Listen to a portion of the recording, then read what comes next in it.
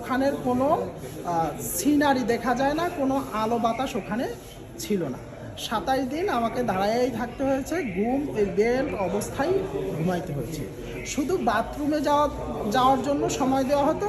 প্রস্রাবের কথা বললে বলতো আয়সা লাথি মারতো, বলতো খালি চিল্লাপাল্লা পরিষ্কার।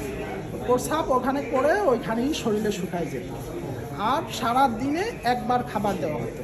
ভালো খাবারের মধ্যে শুধু রুটি আর ভাজি পেতাম, আর সব নষ্ট খাবার পেতাম। আর পিটাইতেও এমন বাড়ি দিত আপনার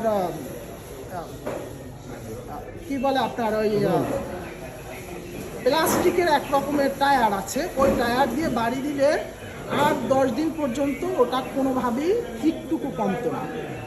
এরপরে শেষ দিন যখন আমার এই পাওটা ভাঙা দেয়, সে কি করে?